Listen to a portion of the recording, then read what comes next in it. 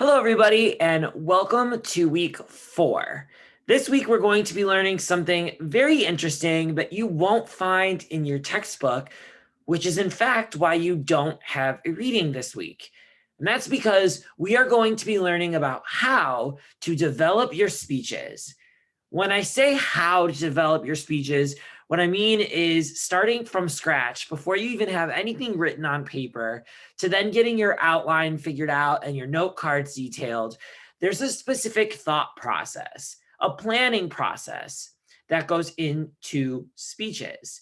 And just like I like to theme all of my lectures, today's theme is going to be Disney, specifically Disney World, which not only is the happiest place on earth, but one of my favorite places. So that's why I have my ears on, my Ariel hood t-shirt. Little Mermaid's my favorite princess. So we will get right into it today. I hope you enjoy the theme, and we have our little aliens from Toy Story to kind of help us along our path. So let me go ahead and share my screen for you so you can see what we are doing.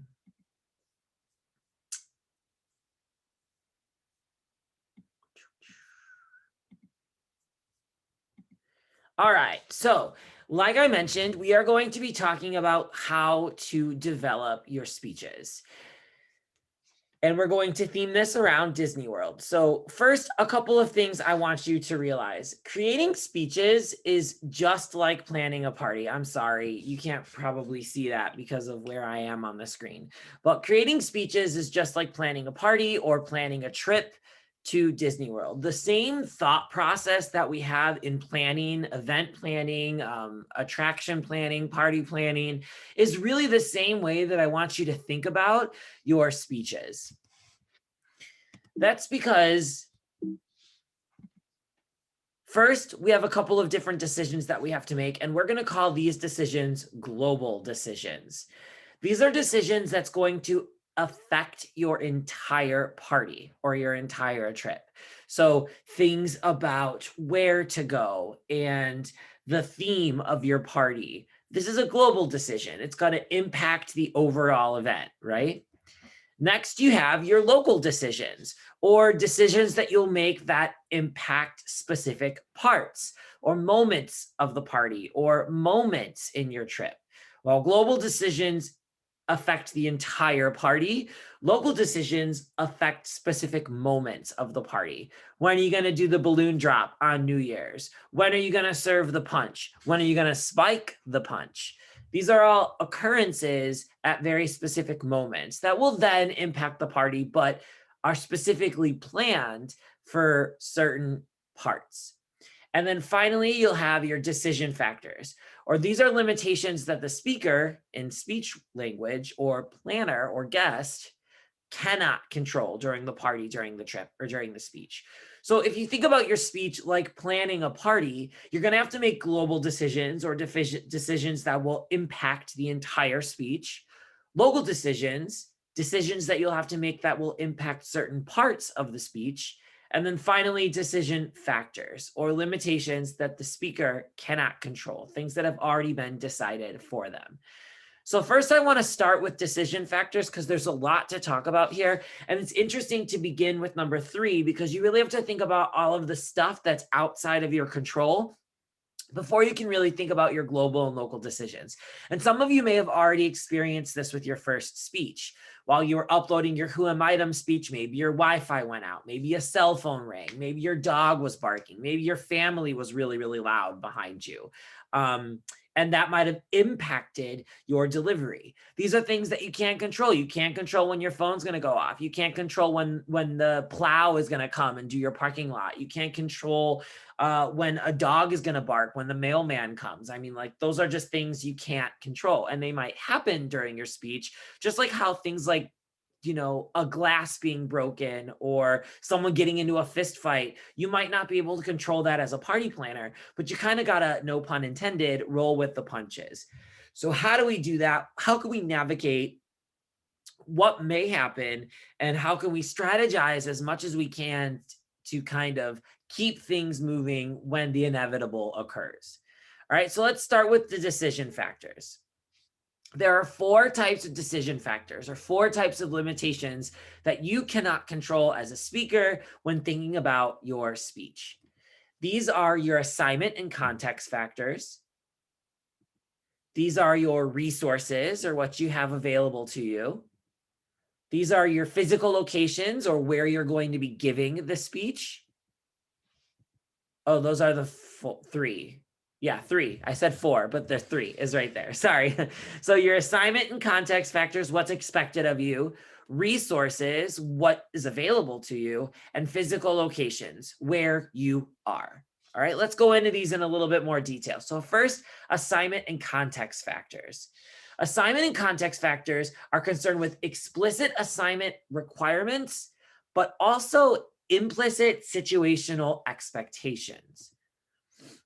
What I mean by that is explicit assignment requirements are going to be explicitly stated. They're going to be clearly documented. You're going to have instructions on the assignment sheet. You're going to have bullet points on your rubric, and you can see how many points are associated to that part of the speech. So these are things that I physically say and I write in the instructions, things that are clearly stated for you. That's what I mean by explicit assignment requirements. What have you been told and what have you read about the assignment? What I mean by implicit situational expectations is the things that I feel like I shouldn't have to write. Like I shouldn't have to put on the assignment sheet that you can't give your speech in a thong, right? That would be super weird. It would break societal norms. And while it's not technically listed on the assignment sheet that you can't give your speech in a thong, you probably shouldn't, right? I don't write that you should engage in ethics because we've already talked about ethics and we've talked about how that should be present in all of your speeches. So I'm not going to write that on your assignment sheet. So think about societal norms and social cues and what you do in the classroom and what's presentable for school and what's professional for an online class and what's not. Those are your situational implicit expectations. So explicit, what you know to be true because I've stated it or written it in your assignment. Implicit, what we can assume you should and shouldn't do based off of how we navigate the world and what we've learned so far. Cool? The 3 factors regarding assignment and context are 1, you're going to have a speech goal for every speech here on out. 2, you're going to have a time limit for every speech. And 3, you're going to have expectations and conventions that go along with those speeches. So let's talk about the speech goals first. All right. Every speech is going to have a different goal in mind. Let's say we were going to Disney World for the first time. Our goal might be to just take it all in and have fun. Maybe we're going to Disney World for the 5th time. Our goal might be to ride the things that we haven't rode before or see the shows that we didn't have time to see. Maybe we're going to Disney World for the 17th time, and we just want to show our friends who are coming with us for the first time our favorite parts of the park. So every time you give a speech or every time you plan a party, you need to think about the goal. What is the point of the party? What is the outcome you want to achieve? The key moment, the takeaway, right? What is the takeaway of this trip? What is the achievement you want to make? So first, your goal for your speech might be to inform. These are speeches that are designed to teach the audience something new or deepen our understanding of something we think we already know. So if we're going to Disney World for the first time, but my brother works in Disney World, his goal might be to inform me about all of the things that he loves. So his favorite ride, his favorite food, his favorite show, his favorite place to sit. So he might be teaching me the ins and outs of the parks from a behind the scenes point of view. Maybe our goal is to persuade. These are speeches that are designed to inspire the audience to change their beliefs or to take action. I remember I hated going to Epcot as a kid. I thought it was the worst park. But then once I became of legal drinking age, my friend argued that Epcot is the best park in Disney World because of all of the drinks you can do and seeing all of the different countries. And I really didn't believe him.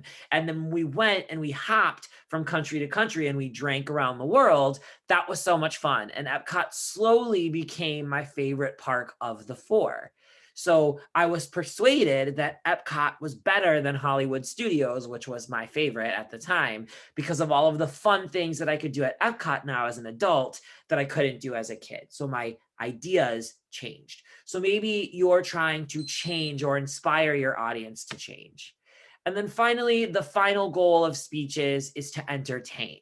These speeches are designed to more have fun with an audience, not necessarily teach them something new or to persuade them, but maybe just to have fun. So you'll see this a lot in like a stand-up routine or maybe like a speech at the start of the party to kind of invite your guests to have a great time. If we're going to Disney World for the first time, maybe our goal is to just have fun and take it all in.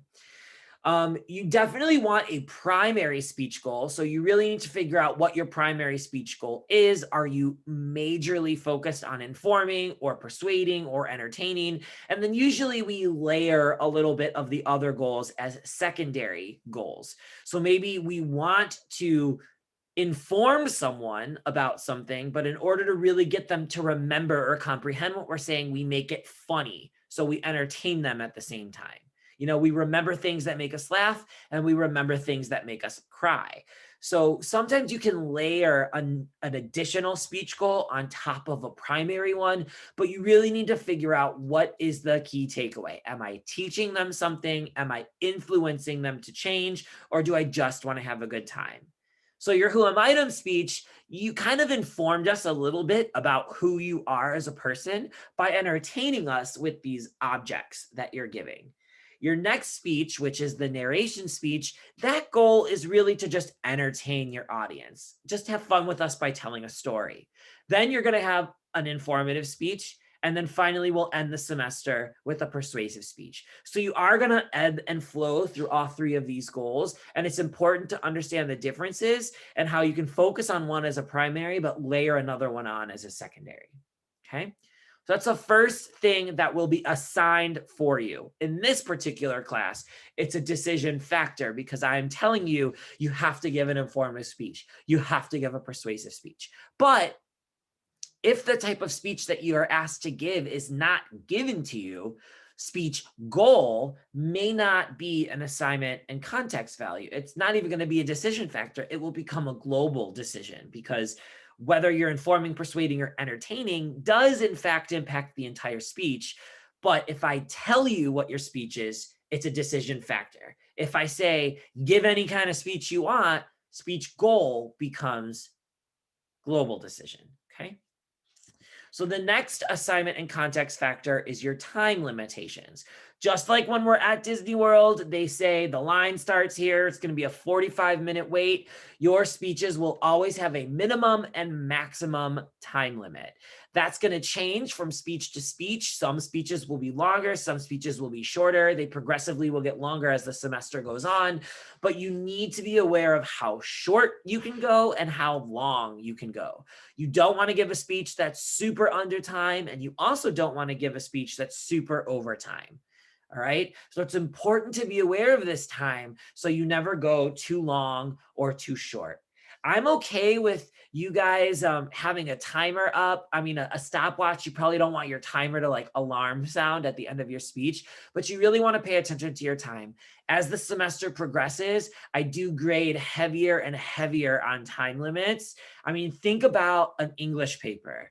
If you're supposed to submit a 10-page paper and you submit 3 pages, that's not going to be an A paper. It's probably going to be an F paper, right? So if your speech time limit is 7 minutes and you only give me 4 or 5 minutes, that's going to be a huge grade deduction. I typically go a half letter grade every 30 seconds under or over. So if the speech is supposed to be 5 minutes and you go 4 minutes and 30 seconds, you're already looking at an A minus if everything else was perfect.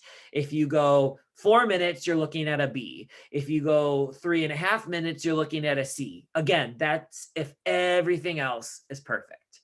All right. So pay attention to your time limits. Practice for consistency. The first time you give a speech, it's going to be super duper long or super duper quick. So you want to practice, record yourself, watch it back so you can see how fast you're talking, how slow you're talking, if there's moments that you can speed up, if there's moments that you can slow down. You want to play with your timing. The first time you give your speech should not be on Go React for a grade. I'll tell you that right now because of the issue of time. We get nervous and we overtime or undertime our performances. So just practice, practice, practice for that consistency in time. All right. Again, in this class, I'm telling you, hey, your speech needs to be 8 minutes. But if you're not given a time limitation for your speech, if you're out there giving a speech somewhere else, time limitations become a global decision because that will impact your entire speech. But because it's given to you in the assignment, it is a decision factor or a limitation, something beyond your control. All right, and then the final assignment and context factors are expectations and conventions. All right, we got our little Tiana and Naveen here, which is my second favorite princess. Ariel is 1, Tiana is 2. Elsa is my all-time favorite, but she is a queen, not a princess.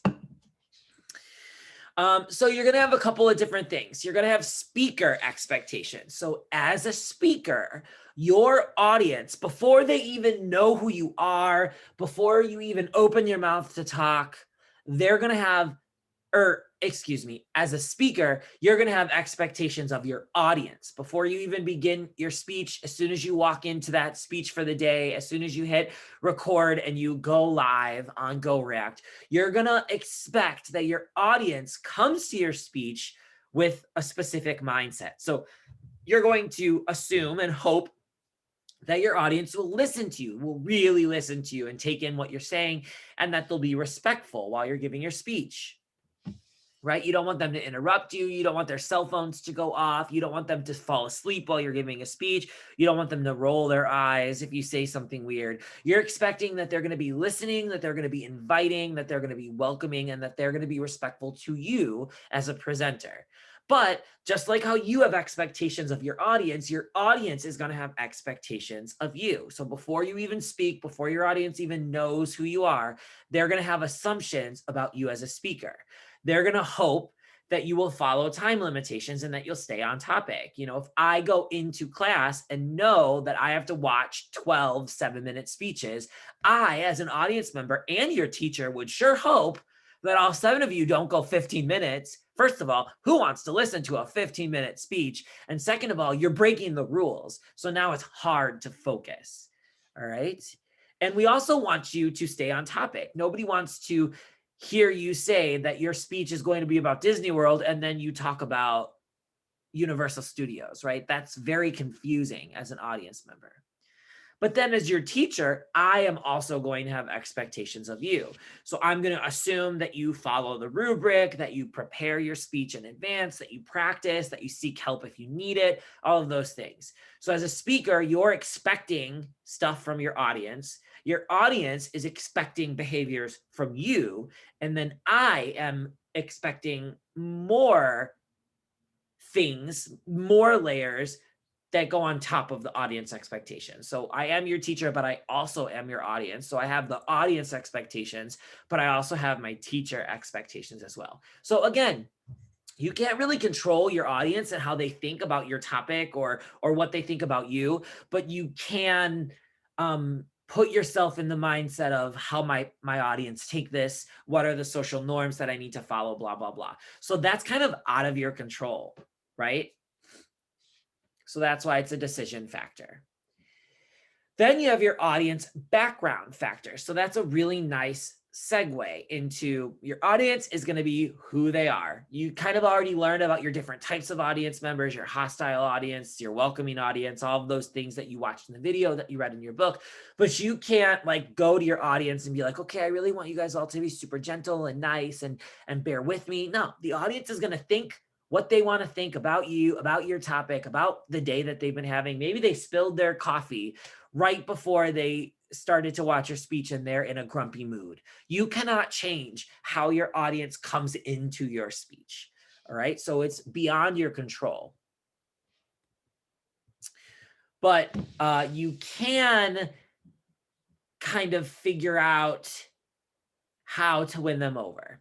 So while every audience is going to have a background factor, it's your job to kind of win them over. So you can't control how they feel when they watch your speech, but you can control how you rope them in. And you'll do that with strategies that we'll talk about soon, with like your attention getter and your intro and your transitional language between main points, jokes and humor that you can put in your speech to kind of keep them with you the whole time. So we'll talk about that later on in the semester, but just know you can't control how your audience feels, but you can control how much they comprehend and pay attention to what it is you're saying. I believe the last thing in your decision factors is your resource and physical locations. All right, so you're going to have a couple of different resources available to you. You're going to have speaker resources, and those speaker resources are how much you already know about the speech that you're giving, about the topic that you chose, right? You are going to have your own work ethic and commitment, and you're going to have your own experience with your topic. So before you even pick your topic, which is a global decision, you need to think about, how much do I already know about whatever it is I want to talk about? How much can I do? Do I need to research a lot? Do I need to do a lot of homework? Am I going to have a lot of reading if I choose this specific topic? And what your experience in not only that type of speech, but that type of topic or information that you're giving, right? I know absolutely nothing about genetic cell manipulation. And that might be a really good informative speech topic, but dang, I'm going to have to look a lot of that stuff up. And I do not want to make this harder. So I'm going to give a speech about Disney World because that's what I know, right? So you really want to kind of put yourself in the mindset of, how much work am I willing to do? And how confident will I be when I give this speech based off of what I already know and my experience with the topic is, all right? So you may be going to Disney World for the 17th time and you feel confident doing all the tricks and behind the scenes stuff. But if I'm going to Disney World for the first time, I might be very overwhelmed with everything that can happen. So my experience level is going to be a little bit behind you. But then you're going to have external resources. So these are resources outside of you as a person, outside of your body, your mind, blah, blah, blah. So this is your availability to additional resources. Can you get to a library? Do you have access to a computer? Do you have a vehicle that can take you to school? Do you have good Wi-Fi? Do you have internet? Do you have a smartphone where you can record your speech on the GoReact app, or are you going to have to do it on your laptop? So you have to kind of think about, before I take on this speech, what are my resources externally? Some of you might be able to kind of get your speech done at 10 o'clock at night, the day that it's due, and be good with it. And I would not recommend that. Some of you probably can't do that. You got to wait for your family to get out of the house. You got to feed the dog so that the dog is calm. You got to make sure that the radio is off and the TV is shut down. You got to mute all your tabs on your computer. You got to make sure that the plow isn't coming down the street. So you might have to kind of wait because of all these external things that could happen. So your speaker resources are things that you can control because you know who you are as a person. External resources you might not be able to control. For example, I really wanted to go to the gym this morning, but I had forgotten to start my car for the past 3 days, and we were in the middle of a polar vortex, and now my car won't start. So it looks like I'm doing an at-home workout today, right? So things beyond our control, outside of the body, what I have available to me and what I don't, those are external resources. All right, and lastly, regarding decision factors is the physical location or the place that you're giving your speech. So this is where you are asked to give your speech. You have to take into consideration the size of the room or the venue. If you're giving the valedictorian speech at your graduation and it's outside an amphitheater, that is going to change how you give your speech. You're going to use bigger gestures. You're going to speak a little louder. If you're giving a speech to your computer in your bedroom, you're not going to sit this close to your screen and scream, right? Because we can hear you. You're fine. So what's the size of the environment that you're giving your speech in? You got to think about the condition of the room, the condition of your laptop, the condition of your lighting, the condition of the venue. Is it run down? Is it newer? Is it carpet? Is there soundproof walls? That's going to change how you deliver your speech. You want to think about all of the elements that could be present. You are going to be giving your speeches in front of people. Well, not right now because we're all online, but if we were face to face, you're going to be giving your speeches in front of people. They can cough, they can sneeze, their cell phones can go off, your cell phones can go off. The radiator or the air conditioner or the heater could kick on in the middle of your speech, and now you're competing with this loud hum. A fire drill could go off. Somebody could trip and fall and scream in the hallway. Your dog could be barking in the background. All of the elements that are present, you have to be prepared for, because the show must go on, right? You're not going to stop in the middle of your speech and be like, oh my God, the snowplow man is here. I'm going to wait until they're gone because it's really loud. No, you're going to have to keep giving your speech. If your cell phone goes off, ignore it or reach for it and turn it off. But don't let those things trip you up. You still have to finish your speech, all right? So be aware of the elements that might be present or the distractions. Are you going to use a slideshow? Do you have access to technology? If we were giving your speeches face-to-face in class and you needed to use PowerPoint on the computer, you might have to come to class early, test it out, bring your flash drive, email a copy to yourself.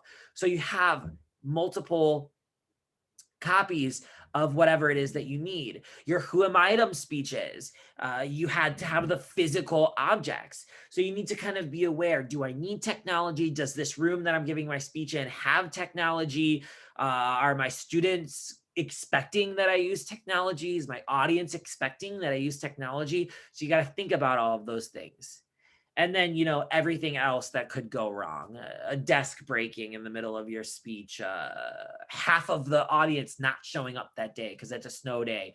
So you really kind of just want to think about Newton's law, right? Anything that can go wrong will, and they often do on speech days. So you have to be prepared. Turn off all of your other devices that are soaking up your Wi-Fi. Tell your family, give me 7 minutes to give my speech, so that I'm the only person using the internet, so that I don't have any problems. Everybody put their phone on airplane mode for 7 minutes so I can use all the Wi-Fi. Put yourself in a room that has the best lighting. Do your speech during the day so you can open up the windows. Notice how bright it is right now. I've got my ring light on, but even if I turn my ring light off, I could face the window and the lighting will hit me. If I'm doing my speech at 11 o'clock at night and I've got a really dim light, that's going to be hard for your audience to see you. It's going to be hard for us to watch you. You really want to look your best so that you sound your best. So you need to think about everything that can go wrong and plan for what you can plan for. And the things that are out of your control are just going to happen. And we need to roll with the punches. So if something major comes up and it totally pulls your focus from the middle of your speech, give the rest of your speech, but you can shoot me an email and let me know what was going on, and I'm happy to work through it. I understand that we're all kind of in this together, and this is not how we would be doing a speech class, but there are things that you can control. If you know that you got spotty Wi-Fi and GoReact doesn't work for you, posting your speech at 11:30 at night, the day that it's due, is not smart. I'm not going to accept that as an excuse. You have an entire week to post your speech. Plan accordingly. Do your speeches when no one's home. Do your speeches when your Wi-Fi is really, really good. Do your speeches when you've got great lighting. Have somebody hold the phone and record you so we can see you from the waist up. Whatever you need to do to control the uncontrollable, do it. But there are going to be elements like the physical location, type of room, type of audience background factors that you can't control. That's why those are decision factors. Anytime it's a limitation and you as the speaker cannot control it, it is a decision factor. If you have any questions about decision factors, please shoot me an email and I'm happy to give you more examples or go over it in a different way. But just realize that decision factors, things I cannot control outside of my ability to control them. That's a decision factor. A decision that has been factored in and made for you ahead of time is a decision factor. Okay? Now we have global and local decisions. These are going to be a little bit faster. All right. So the global and local decisions are things that you can control. So now that you've figured out all of your limitations and things that are beyond your control, it's time to start writing the actual speech and start making decisions that are going to then have an impact and affect the speech overall. So we kind of already talked about how global decisions are the decisions that we make that affect or impact the entire speech. All right. Examples of this is going to be the type of topic that you picked, identifying your audience outcome goal or your AOG. So while your speech will have a goal, you're going to have a different goal that you want your audience to come to by the end. And then creating the thesis and then generating the main points. So your thesis, main points, AOG, and topic selection are all global decisions. Let's talk about topic. The number one question I get for this class is, I don't know what to do with my hands. We're going to talk about that soon. The second number one question I get in this class is, I don't know what to give a speech on. That is total BS. You all are super smart individuals. You all have amazing passions and hobbies and interests and struggles and challenges and expertise. If you are having a hard time coming up with a speech topic, start with what you know. If I tell you that your informative speech has to be about Disney movies, what's your favorite Disney movie? If you haven't ever seen a Disney movie, go online and figure it out. Start with what you know. The more you know ahead of time, the better your speech is going to be because you'll connect to it as a person more, which means we'll hear your passion and your excitement for your speech in the tone of your voice.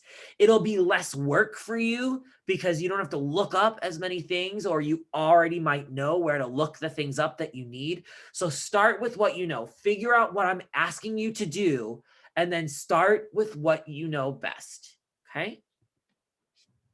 So if I'm supposed to be giving a speech about Disney World, I love the shows. The shows in Disney World are my favorite. I have to see them every single time.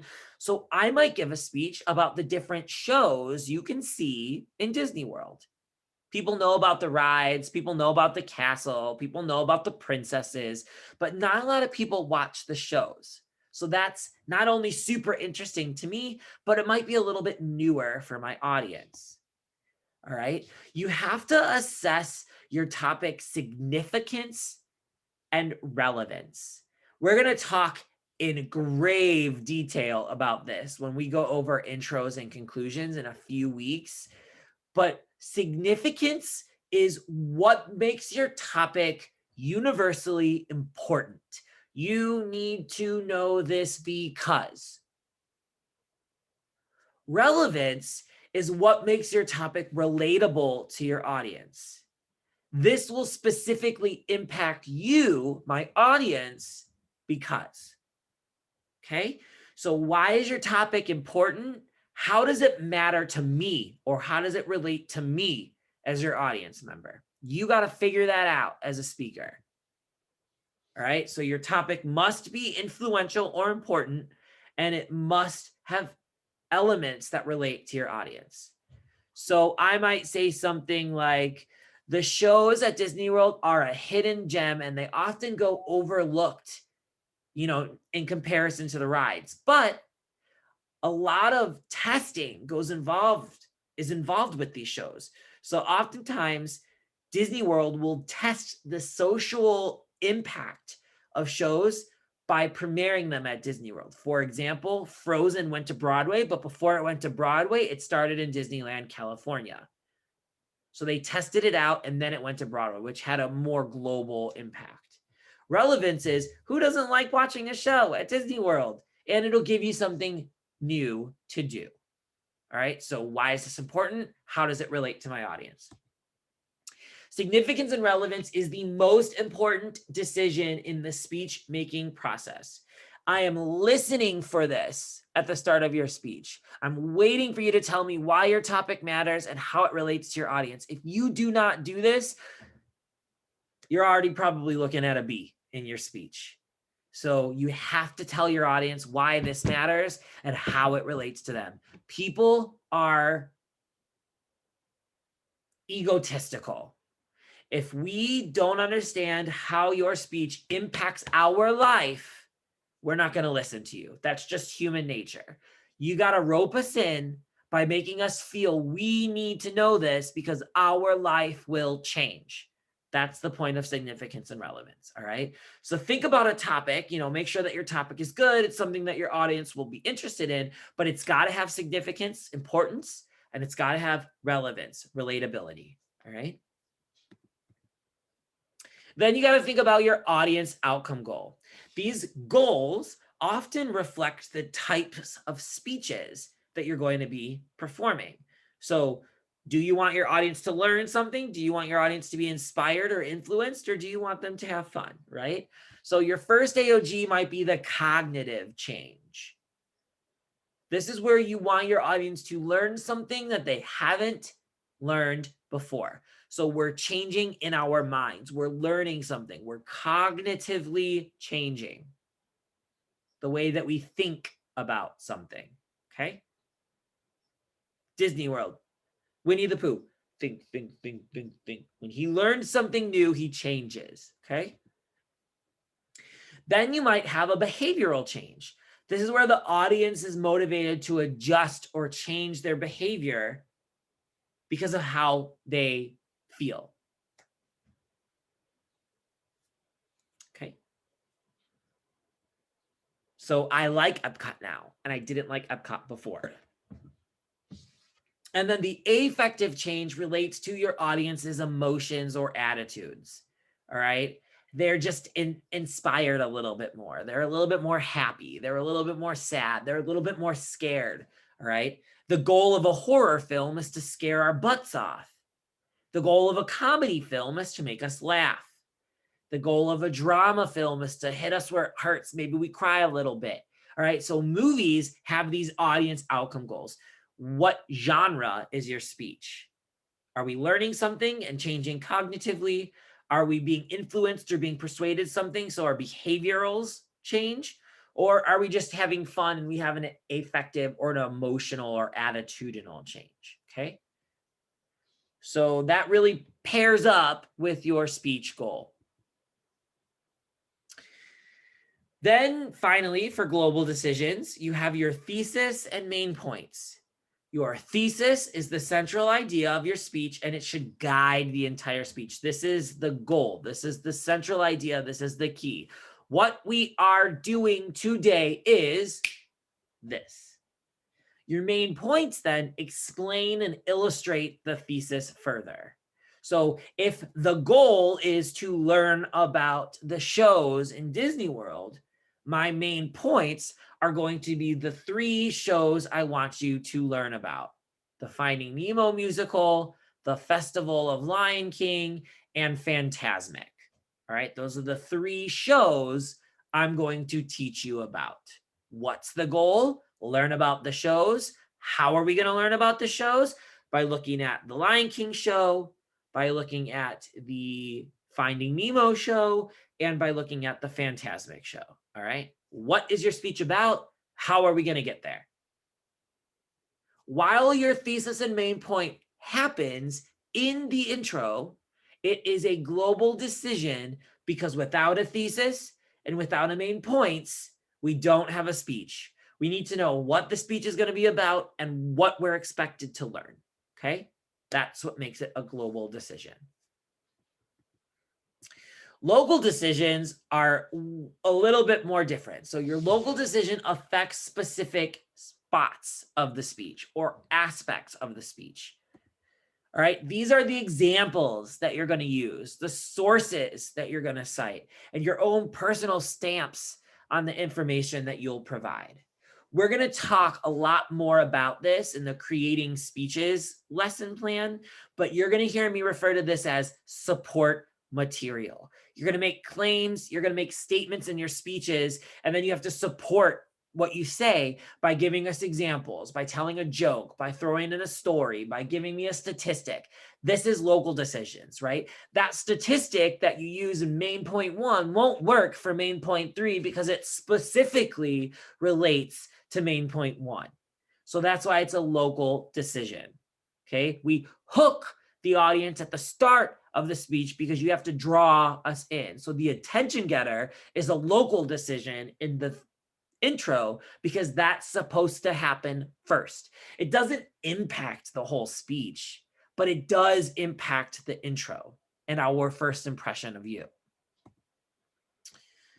All right, so you're going to have certain things that you have to do in the intro, like the attention getter. You're going to have certain things that you'll have to do in the body, like supporting materials. And then you'll have certain things that you'll have to do in the conclusion, like summary statements, ending on a high note. We're going to talk all about that in the next coming weeks, but you don't need to know about that now. Tomorrowland is a specific place in Disney World. Everything that is in Tomorrowland is themed like the future. You're not going to see Space Mountain in Frontierland because Frontierland is all about the wild, wild west. You're not going to see the Flight of Peter Pan because the Flight of Peter Pan is in Adventureland. It's not in Tomorrowland. It's adventure, not future. So these Imagineers in Disney World make the choice to put certain rides in certain themed parts of the park because they specifically relate to that theme. Okay, everything in Main Street USA is USA, America, red, white, and blue. Everything in Adventure is fantasy. Everything in Frontier is Wild, Wild West. Everything in Tomorrow is future. All right, so kind of think about that. Does this relate to the theme that is this main point? If not, then it's not a local decision. It's probably a global decision. All right, that's the lesson for today. So you learned about the 3 types of decisions that are present in the kind of speech creation process. Your decision factors or your limitations that have already been made for you. Your global decisions, the decisions that you as a speaker have to make that will then impact the rest of your speech. And then the local decisions, the decisions that you have to make that will impact certain parts of the speech. Because you don't have a reading for this week, I wanted to give you a little bit more practice with this lesson. So you have got some homework. And since we're close to Valentine's Day, I thought it would be fun for you to plan a Valentine's Day party. So as you go to GoReact, you'll see the party planning activity. And I want you to plan a Valentine's Day party while thinking about all of the decisions that go into party planning. All right. Are the decisions that you're making global, local, or decision factors? There are only 3 rules to this assignment. The first rule is it's got to take place on Valentine's Day, your party. The second rule is you only have a budget of $1,000 only, right? And the third is you have to incorporate the colors red, pink, and white. You got $1,000. The party has to take place on Valentine's Day, and you have to include the colors red, pink, and white. Those rules are also explained on the assignment sheet, but I just wanted to state them here. I hope you have fun with the party planning activity, and I hope that that helps you kind of see these decisions that you have to make as a speaker in a new light, to kind of think about the decisions that you have to make when you're planning a party. It's really the same process that you're using to plan a speech. What's going to impact the overall party? What's going to impact the overall speech? What are parts about this party that I can't control? What are the parts of the speech that I can't control? What am I going to do at certain moments and times during my party? What am I going to do during certain moments and times in my speech? It's the same thought process. You've been thinking like this since we were kids. You know, some of us plan our weddings when we're 5, right? So you know how to think like this. Now it's just taking that way of thinking and kind of relating it to speeches. So have fun planning your party, but realize that it's the same way to plan your speech. So eventually when we plan our speeches, what's taken away from me? How is the whole speech going to be impacted by this? And what am I going to do in certain parts of my speech? If you have any questions, please let me know. As always, your assignments are due by the end of this week, and I will see you next week. Have fun. Happy Valentine's Day, and bye, everybody.